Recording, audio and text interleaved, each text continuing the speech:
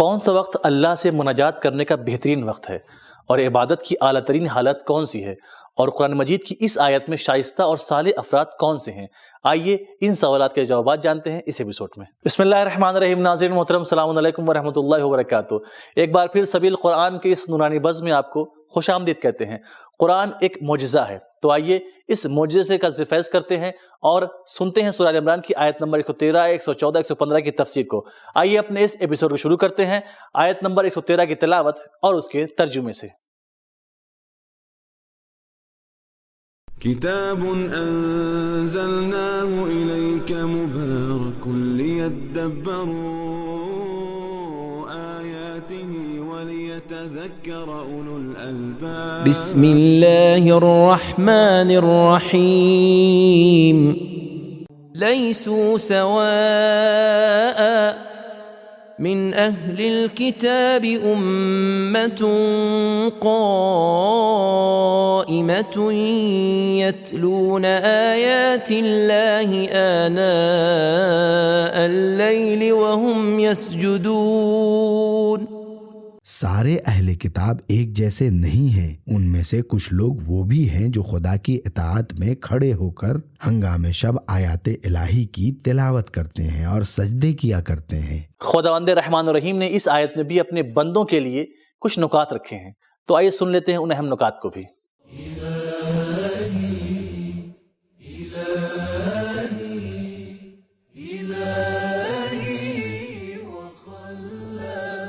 اس آیت میں اور اس کے بعد والی آیت میں اللہ تعالیٰ نے اہل کتاب میں سے ایک گروہ کی اچھی صفات کو بیان کیا ہے، جو یہ ہیں کہ اللہ کی اطاعت میں قیام کرنا، آسمانی کتاب کی تلاوت کرنا، سجدہ، امر بالمعروف اور نہی عن المنکر کرنا، نیکی و بھلائی کے کاموں میں جلدی کرنا۔ روایت میں ہے کہ پیغمبر اکرم صلی اللہ علیہ وآلہ وسلم نے فرمایا، حبل من اللہ سے مراد قرآن سے تمسک کرنا ہے، اور حبل من الناس سے مراد میرے وصی علی ابن ابی طالب علیہ السلام سے تمسک کرنا ہے۔ تفسیر برہان۔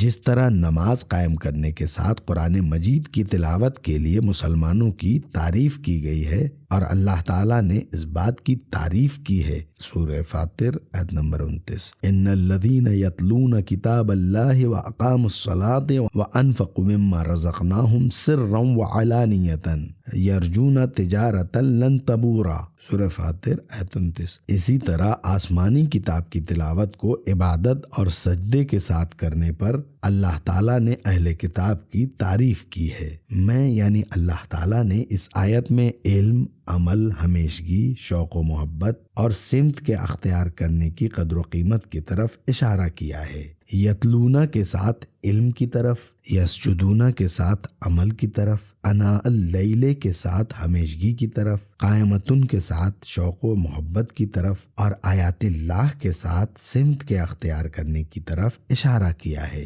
سورہ آل عمران کی آیت نمبر 113 کی تلاوت، ترجمہ اور اس کے نکات جان لینے کے بعد آئیے جان لیتے ہیں اب اس کے اہم پیغامات کو بھی۔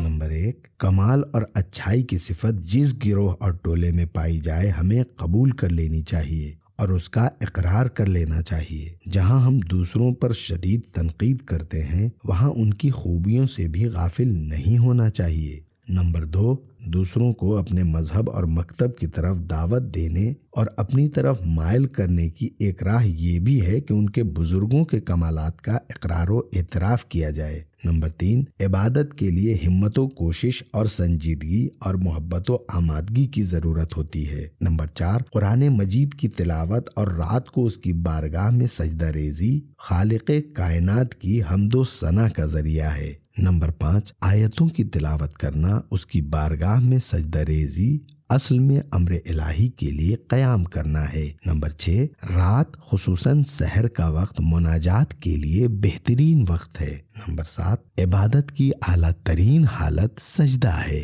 تو ناظرین محترم، آئیے اب سنتے ہیں سورہ آل عمران کی آیت نمبر 114، 115 کی تلاوت اور اس کے ترجمے کو۔ يؤمنون بالله واليوم الآخر ويأمرون بالمعروف وينهون عن المنكر ويسارعون في الخيرات وأولئك أولئك من الصالحين وما يفعلوا من خير فلن يكفروه والله عليم بالمتقين۔ بعض اہل کتاب آیات الہی کی تلاوت اور سجدے کے علاوہ اللہ اور قیامت کے دن پر بھی ایمان لے آتے ہیں، امر بالمعروف اور نہی عن المنکر کرتے ہیں اور نیکی کے کاموں میں جلدی کرتے ہیں۔ یہی لوگ شائستہ اور صالح افراد میں سے ہیں، اور وہ لوگ جو بھی نیکی کا کام کرتے ہیں ہرگز ان کی ناقدری نہیں کی جاتی ہے، اور اللہ تعالیٰ اہل تقوی کے حال سے بخوبی واقف ہے۔ خدا وحدہ لا شریک نے اشرف المخلوقات کے لیے سورہ آل عمران کی آیت نمبر 114 اور 115 میں کچھ اہم نکات رکھے ہیں۔ آئیے جان لیتے ہیں ان اہم نکات کو بھی۔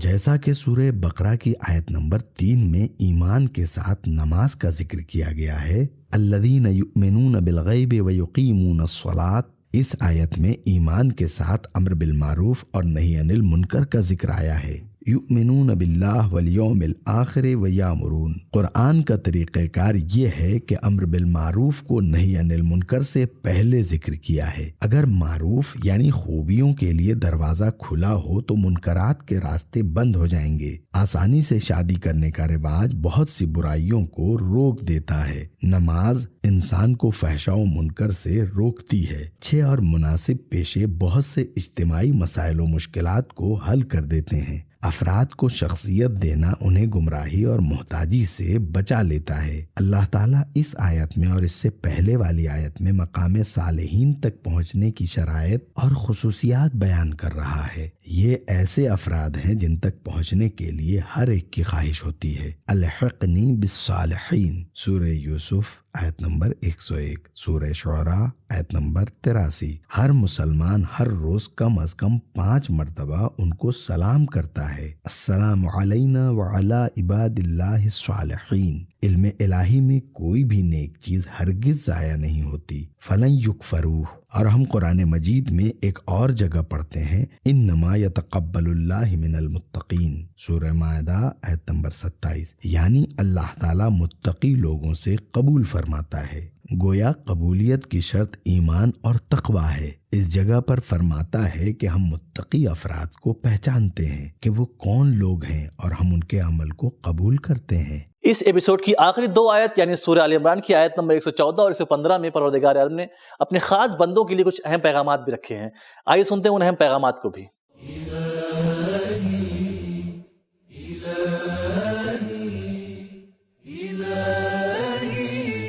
نمبر 1، امر بالمعروف و نہی عن المنکر دوسرے ادیان میں بھی تھا۔ نمبر 2، سحر کے وقت کیے جانے والے سجدے دن میں امر بالمعروف و نہی عن المنکر کے ہمراہ ہونے چاہیے۔ نمبر 3، کار خیر میں جلدی اس کام کی اہمیت کو بڑھا دیتی ہے۔ نمبر 4، صالحین کا نیک کاموں میں سبقت لے جانا اور جلدی کرنا وقتی چیز نہیں بلکہ اس میں ہمیشگی اور دائمی پن پایا جاتا ہے۔ نمبر 5، صالحین وہ لوگ ہیں جو شوق و محبت اور جلدی کے ساتھ نیکی کے تمام کام انجام دیتے ہیں، نہ کہ بعض کام کو۔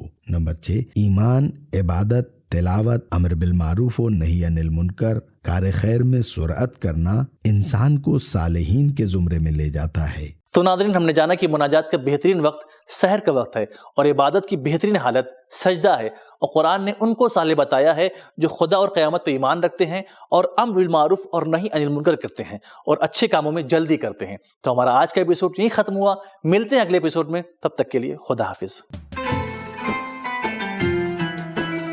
سبیل قرآن، قرآنی سماج کی پہچان۔